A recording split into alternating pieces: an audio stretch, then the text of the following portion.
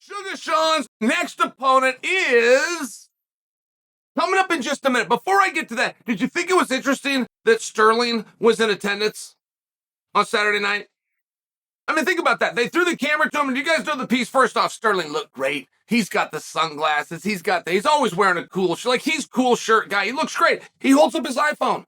So they throw the camera to him, and he holds up his iPhone. And his iPhone says, rematch, Sugar, ? This is how he asks O'Malley publicly for a rematch. This is how he did it. That's very clever. That was very cute. By the way, who brought Sterling to Australia? Why was he there? They brought him out, meaning the UFC. They brought him out for a reason. Now, they had done a Q&A, which is a very popular thing that the UFC does. It gets great numbers. It's real interactive. The crowds love it. But they did that with Justin Gaethje. They didn't do that with Sterling. What did Sterling do? What was his participation? I bring it to you because O'Malley has an opponent. I'm about to get to that. I want you to tell me who it is. And the fact that Sterling was flown across the world, put on camera with a cameo where he's calling out Sean should be a massive clue to you. Okay. Now, how do I know that Sugar Sean has a rematch? Oh, by the way, while Aljo is out there in Australia, while he's holding this thing in the cool shirt, looking great, while he's doing that simultaneously, guess who was not there? Guess who was not brought and who did not go to social media at the same exact time? Merab. Merab was surprisingly quiet, and he was not invited, he was not in attendance. And it would seem that between the two, you have a number one contender who's won 9 in a row, or do you have a number one contender because he set the record and then just lost the belt, right? I mean, this is the great debate. These aren't like Chael's opinion or what Chael's throwing in. This is the very debate and discussion that we're having right now. So, how do you see it? Who's got it? Who's winning? Here's what I want to tell you. Sugar Sean calls me, and it leaves me a voicemail. And it wasn't a secret. By the way, I'm not like breaking something. This is fair for me to share. But it is done. He does have a match. He's got a big announcement coming soon. Those are the words that he used. I'm the one telling you, man. He's got a big announcement, and it's coming soon. And he says, Uncle Chael, I'd love to tell you, but I can't.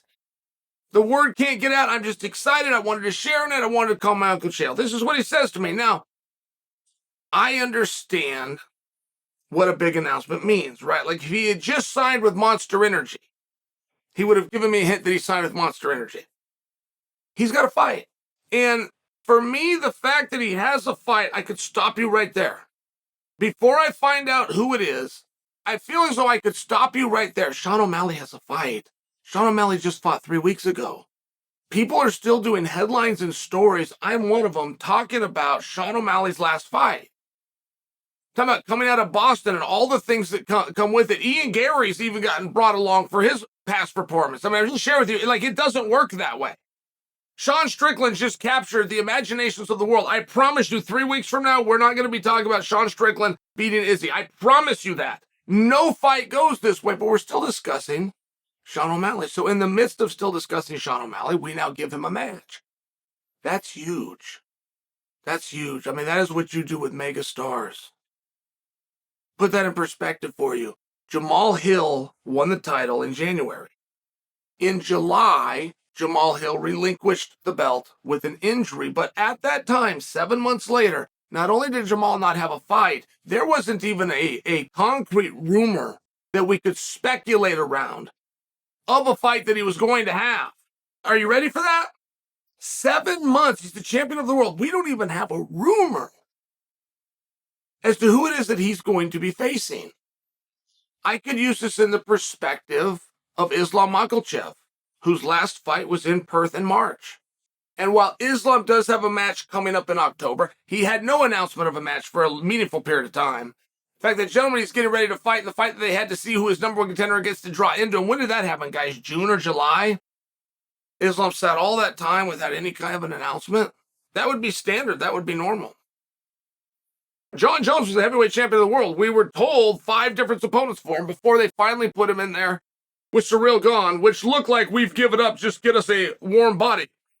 I'm not putting any of these guys down. I'm sharing with you the landscape that we have, and I'm sharing with you what is very normal within our industry. But it's not normal for Sean. Sean is 21 days removed from competition, and they've already found an opponent for him. Now, when you are to speculate about who is that and who would that be,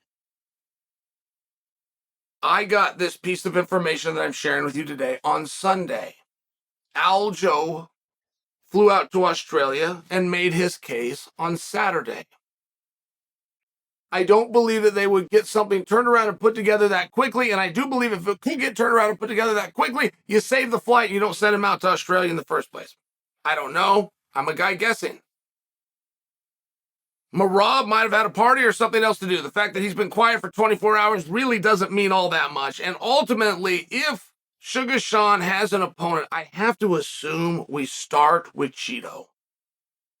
Now, the opportunity for other guys, and it's an opportunity that Henry Cejudo saw before anybody else. The opportunity for other guys is what if we can't get Cheeto?